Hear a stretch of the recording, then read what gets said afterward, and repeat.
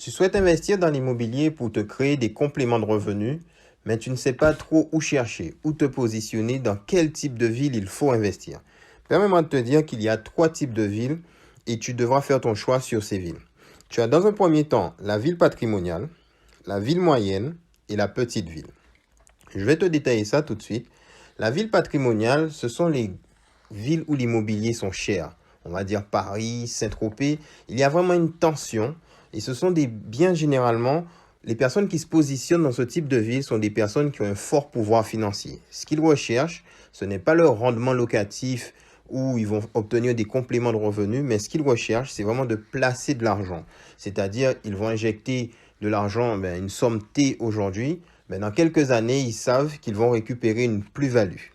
Maintenant, dans ce type de ville, dans la ville patrimoniale, le bien que tu achètes, généralement, il est liquide. Si tu veux vendre pour X raisons, tu sais que rapidement, le bien sera vendu.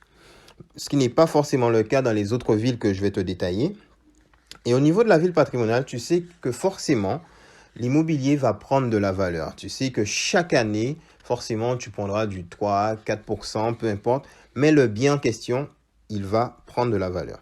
Maintenant, si tu cherches à faire un investissement locatif, c'est difficile parce que généralement, il sera presque, j'ai pas envie de dire impossible, mais il sera difficile pour toi de faire un investissement où tu es à l'équilibre. C'est pour cette raison que là, on va se tourner vers la ville moyenne. La ville moyenne, c'est quoi? C'est une ville entre 20 000 et 150 000 habitants. C'est une ville où il y a vraiment un bon rendement locatif. Ça te permet de faire des investissements locatifs intéressants. Si tu cherches à avoir un bien liquide, là maintenant, ça ne va pas se vendre aussi vite que dans la ville patrimoniale, mais tu pourras revendre ton bien dans une période assez rapide. La plus-value. Si tu cherches une plus-value par rapport à ton acquisition que tu auras faite, là aussi, ce sont des villes où l'immobilier augmente progressivement. Alors, ils augmentent progressivement. Par contre, en pourcentage, ces villes ont une croissance plus importante que la ville patrimoniale. C'est-à-dire, une ville peut prendre 6% alors que ta ville patrimoniale aura augmenté de 2%. Alors, c'est vraiment important de noter ça. Maintenant, dans la ville moyenne, il est facile de se différencier. Alors, tu verras, tu peux aller faire un tour sur les sites internet. Ces types de villes, les propriétaires ne prennent pas le temps d'améliorer le bien. Alors, c'est pour cette raison que toi, tu peux te différencier en proposant des matériaux de qualité. Pas besoin de faire de luxe en mettant du quartz, du marbre, tout ce que tu veux, mais vraiment de mettre de la peinture de couleur, de mettre des meubles de qualité, de façon à augmenter la valeur perçue de ton bien et de louer le plus cher que possible. L'idée, c'est pas de faire 50 visites avant de trouver un locataire, mais qu'au bout de 2-3 visites, que ton bien soit loué. Que quand les personnes effectuent une visite, qu'ils puissent se voir habiter dans ce bien. Maintenant, je vais te parler de la petite ville. La petite ville, alors, c'est une ville où tu as de forts rendements locatifs. Alors, tu as de forts rendements, pourquoi? Puisque dans un premier temps, ce sont des villes qui sont délaissées par les investisseurs. Si tu souhaites vendre un bien que tu as acheté dans ce type de ville, là, tout de suite, faut prévoir minimum, j'ai envie de te dire, 1 an. Maintenant, c'est pas une vérité absolue en soi, mais tu dois pas te dire que dans 3-4 jours que ton bien sera vendu. Mais là aussi, dans ces villes, tu peux te différencier facilement en proposant des logements de qualité et en louant le plus cher que possible. Mais il faut que tu notes que tu n'es pas obligé de faire du luxe, mais de mettre de la peinture de couleur, de faire les choses bien. Il faut que quand ton logement est disponible, que tu aies envie toi-même d'habiter dans ce logement. C'est vraiment important.